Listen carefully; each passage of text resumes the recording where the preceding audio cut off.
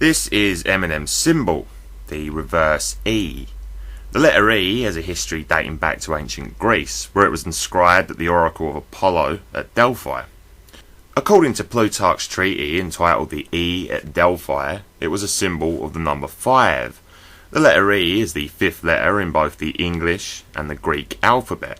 In Plato's Critias, he explains how the number 5 and 6 were sacred in Atlantis, where they were encoded in the architecture, art and ceremonial life to honour the odd and even days.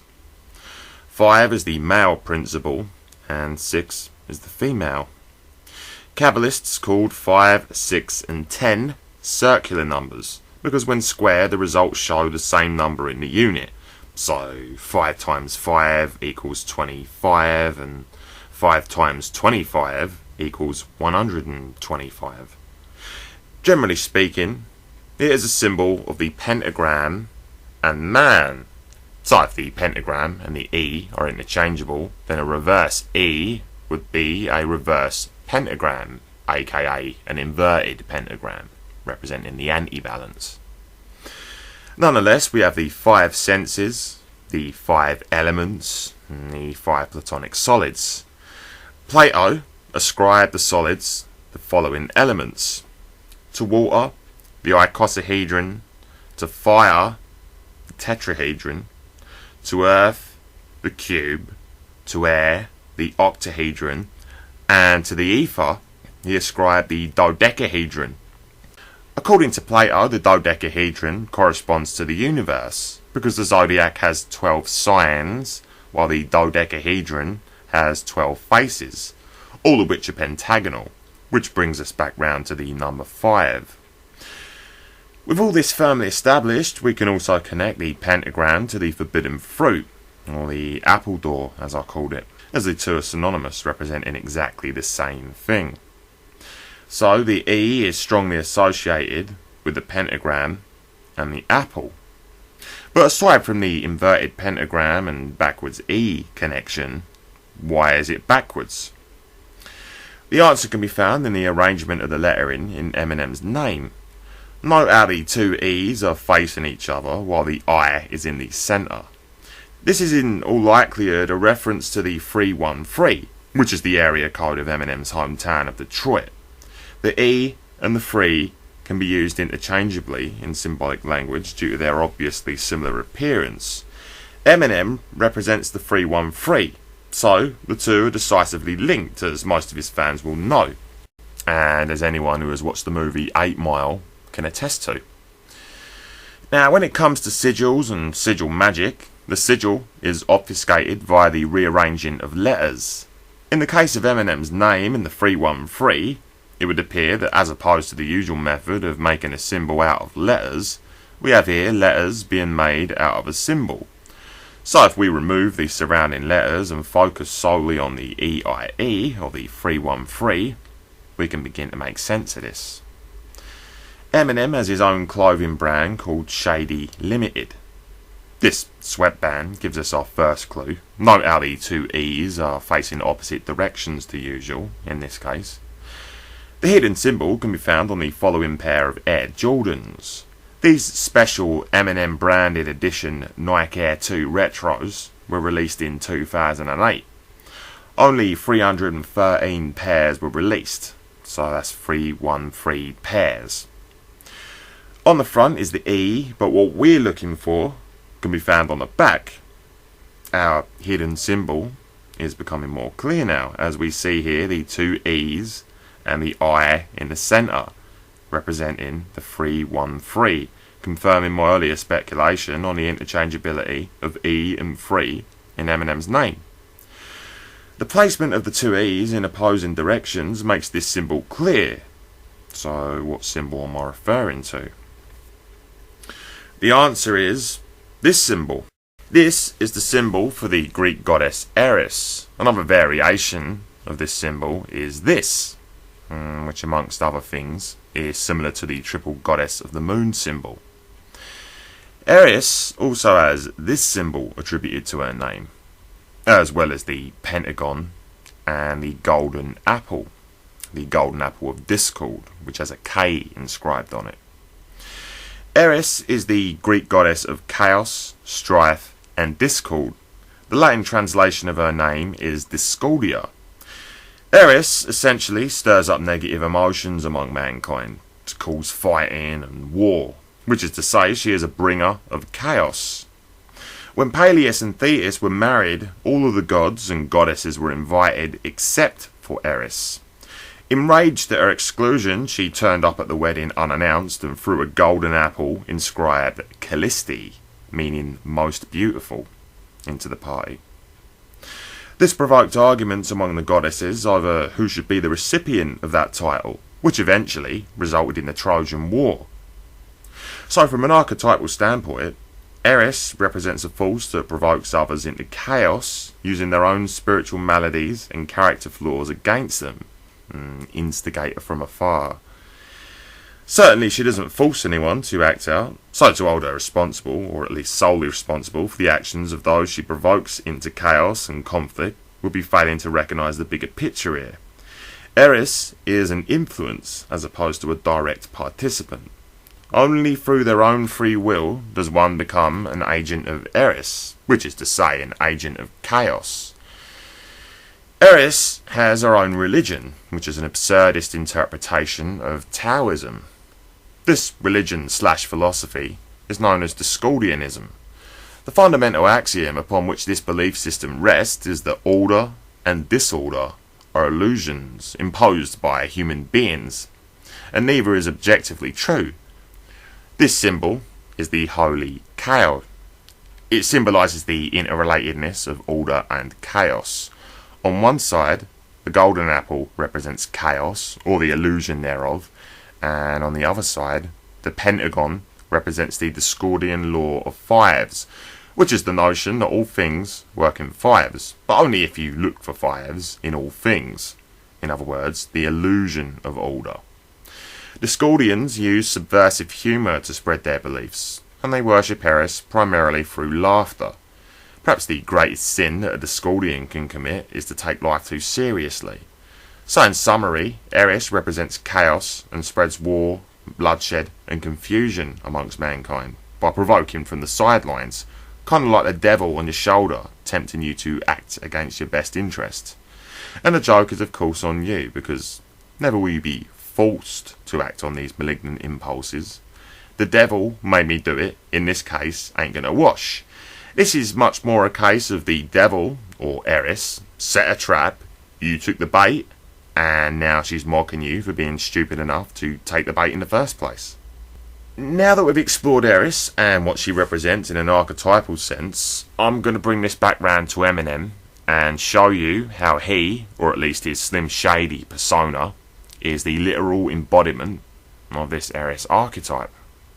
There's a certain false dynamic at work in contemporary times when it comes to music and entertainment in general. A typical Hegelian type scenario, much like the left-right paradigm, whereby a debate is framed in such a way as to render both sides ineffective. This is achieved by giving each side enough rope to fit around their necks, but not quite enough to hang themselves with. So each side has a few good points, but not the full truth, meaning they just go inexorably back and forth in a fruitless effort to prove the other side wrong. On one side, you have self-righteous, angry parents who want to blame musicians for murders and school shootings or suicides, all manner of societal ills, while at the same time absolving themselves of any responsibility. On the other side, you have oblivious, head-in-the-cloud trend slaves who want to deny that music or entertainment in general has any effect on culture or attitudes and trends whatsoever, completely dismissing the effects of social engineering and the pernicious way it is used to mould and shape the consensus opinions and the attitudes of the population at large. This is exactly the type of atmosphere that allows this demonic antichrist consciousness to thrive. The answer is not to point the finger at Eris, so to speak, neither is it to ignore the influence of Eris. The answer is to acknowledge the existence of Eris, to understand its nature, and build up your immunity to its suggestion by becoming spiritually sovereign. A sovereign, by separating itself from the dualistic collective, can see where that collective is going wrong and how it is manipulated. In other words, the answer is to know your enemy. So with that being said, let's examine how Eris has manifested via Slim Shady, who, just like the Discordian religion, uses humour to spread his evil. And I say Slim Shady because I'm not referring to Eminem the human being, I'm referring to Slim Shady which speaks through Eminem. So keep in mind that Eris represents a force that provokes people into acting against their own best interest in order to bring about chaos, and we'll start with Eminem's Slim Shady LP, which is the album that put him on the map. Eminem burst onto the scene with the song My Name Is. The opening lines of the first verse are, "Hi kids, do you like violence? Want to see me stick 9-inch nails for each one of my eyelids? Want to copy me and do exactly like I did? Try Sid and get fucked up worse than my life is." So straight away here we have Slim Shady establishing himself as something that you should not try to emulate. Rightly so. Everything's tongue-in-cheek with Shady, falling directly in line with the way Eris is venerated.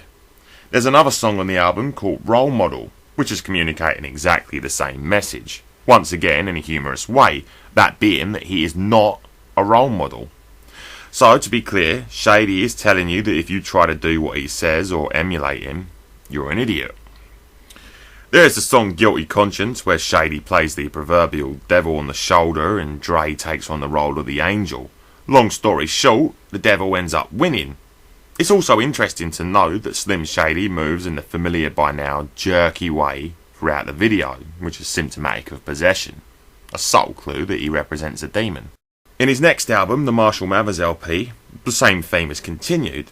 In the song Who Knew, he talks about people attacking him for his lyrical content and blaming him for influencing murder and suicide. The basic premise of the song being that he didn't know he would have this kind of effect, and that the parents should raise their kids better instead of blaming him for the way that they behave. This is of course very true, but keep in mind now that Shady has acknowledged the fact that he has an influence at this stage. In the song Criminal, he once again talks at the beginning of the song about the stupidity of those who think he acts like his Slim Shady persona in real life, or that he believes in the things that Shady espouses in the music, making it clear that he himself is not Slim Shady. In the song we hear from Shady, and something starts to become clear, something that is key in understanding the way in which this Antichrist consciousness operates, and how it goes about silencing those who attempt to oppose it. The lyrics I'm referring to are the following. "Please Lord, this boy needs Jesus. Heal this child, help us destroy these demons. Oh, and please send me a brand new car and a prostitute while my wife's sick in the hospital.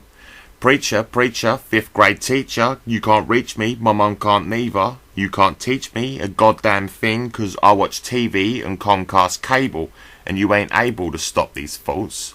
You can't stop me from topping these charts. And you can't stop me from dropping each March with a brand new CD for these fucking retards." So what exactly am I attempting to prove here by highlighting these lyrics? Well, the point is that first of all, the Antichrist consciousness is mocking both those who oppose it and those who buy into it. That is to say, it is mocking the false dichotomy I referred to earlier of those who want to censor it and those who think its influence, in this case through music, has no effect. It understands these strawman positions well, as they are positions that it concocted.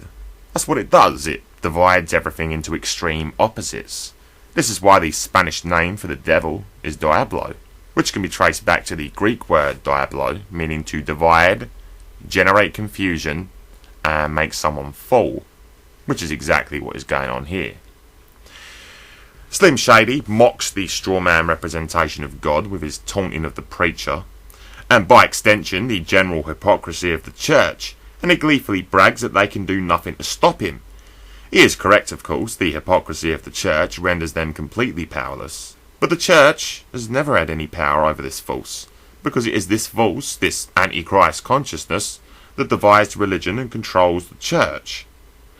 Slim Shady then mocks those who buy into him obliviously when he says, "You can't stop me from dropping each March with a brand new CD for these fucking retards." The Antichrist consciousness can get away with saying pretty much what it wants simply by using subversive humour, It's kind of like one of those people who taunt you relentlessly in a nasty or vicious way, but when you react they say, "Oh, what's the matter? Can't you take a joke?" Point being, humour is used in such a way as to punch you repeatedly in the face and make you feel stupid or overreactive for not accepting it, which is why it's such an effective weapon. So to be clear on what is going on here, the Antichrist consciousness is setting up straw men, then knocking those straw men down to fool people into buying into it, effectively socially engineering them into its own image. This is a fine example of the truth being used to deceive.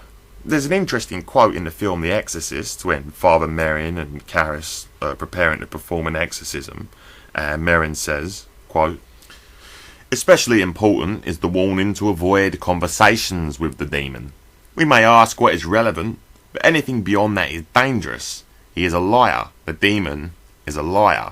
He will lie to confuse us, but he will also mix lies with the truth to attack us. The attack is psychological and powerful, so don't listen to him." In the Stephen King miniseries Storm of the Century, a man arrives in a small town and murders an old lady. The man is placed in a cell, and it is revealed that his name is Andre Lenoge, which the townsfolk later discern is an anagram of Legion, the biblical demon. Throughout the series, Lenoge reveals the dirty secrets of some of the townsfolk, airing their dirty laundry for all to see. In doing so, he exposes the hypocrisy of many of the town's residents. So evil has no problem using the truth to deceive. Its tactic, in that sense, is to render its opposition ineffective by highlighting the very worst elements of their own nature. The fact of the matter is, it is perfectly within its right to do this. It is the responsibility of the individual to think critically and not be fooled by its straw manning of all things good. If someone is able to fool you using knowledge into committing an evil act, such as murder, then while the fact doesn't change that the one who tricked you is evil, the responsibility is ultimately yours and nobody else's, providing that you don't lack the capacity to know any better. So continuing with the Eris Slim Shady archetype, here are some more lyrics that highlight the point. This is some of the lyrics from Eminem, or more accurately, Slim Shady's verse from the song What the Beat. "It's like a jungle sometimes. It makes me wonder why I keep on ducking under the bed when I hear thunder, 'cause I ain't crazy. I say shit that's crazy to crazy people to make 'em believe I'm crazy so they can relate to me and maybe believe I'm shady so they can be evil, baby. I like that. I'm only as crazy as people made me. Believe me, there'll be just as many motherfucking murderers and heroin users without Marilyn's music. But I figure I'll make my music. I don't care if you use it to murder somebody. I just want to be there when you do it." So again, he is of course speaking in jest as usual and correctly pointing out that there would be just as many murderers in the world without people like Marilyn Manson or his own music. However, while I'm sure Eminem doesn't really want people to go out and act out what he talks about in his music, Slim Shady, which speaks through Eminem, is a different story. That being said, the ultimate aim of the Antichrist consciousness is not so much to make you go out and do ridiculous things like that, but it is more to mould others in its own image. Essentially, it seeks to slowly change the nature of human beings, make it darker and more psychopathic, whereby humanity is lost and inhumanity gained. Although calling inhumanity a gain is an oxymoron, it is a gain for the Antichrist consciousness which gains resonance.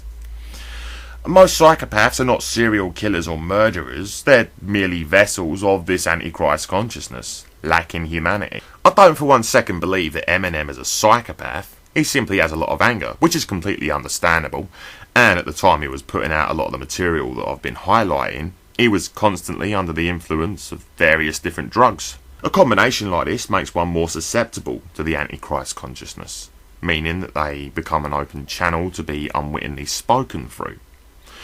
On some level, people can be aware of this, but usually this is a level higher than conscious awareness as we understand it. Although conscious awareness can sometimes pick up on it to the point that you might occasionally say, it was like something talked through me. But due to our limited 5 sense belief system, most will never consider that maybe that's because something did.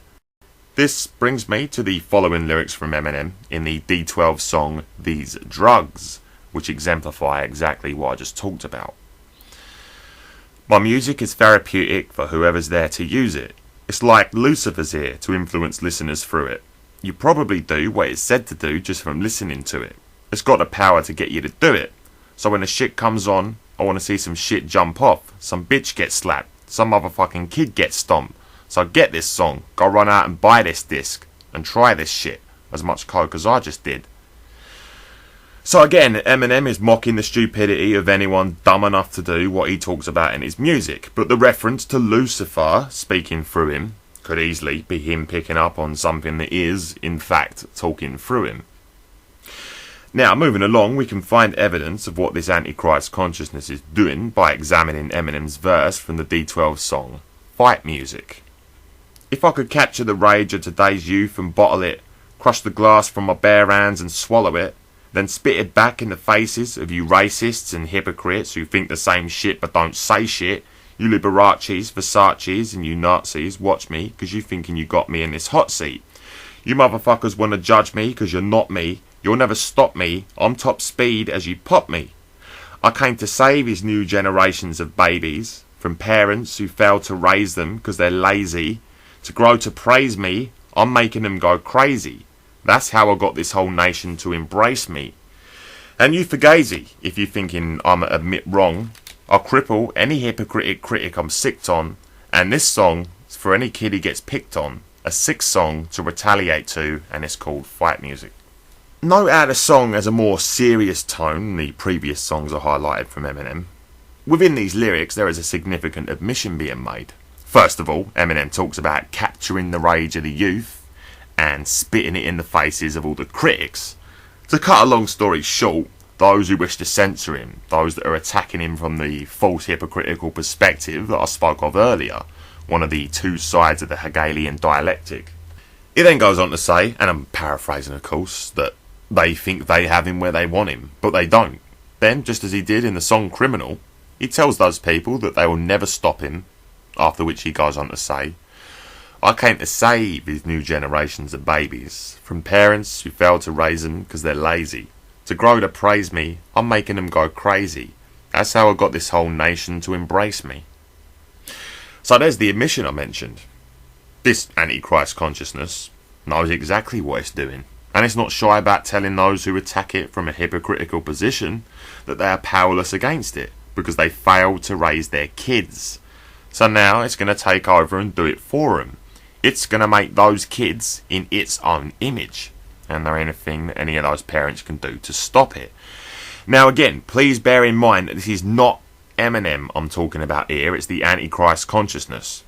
Eminem appears to be talking about expressing the rage of the youth, reflecting the pre-existing anger, bitterness and frustration of the disaffected, which is to say bringing the collective Jungian shadow to light. And that's a very positive and much needed task. I'll speak more on the Jungian shadow in just a while, but just know that shadow integration is absolutely essential, and it involves reintegrating repressed aspects of the psyche that one rejects in order to appease the ego. On a collective level, Eminem takes on this role. He does so in a way that is offensive to many, but that's how shadow integration works. It is offensive to the ego. Why? Because the ego likes to see itself in a certain way, but when the light is shined on it, it is forced to acknowledge that it has a shadow, and it doesn't like that shadow. It's offended by it. So Eminem, the human being, is shining a light on the shadow.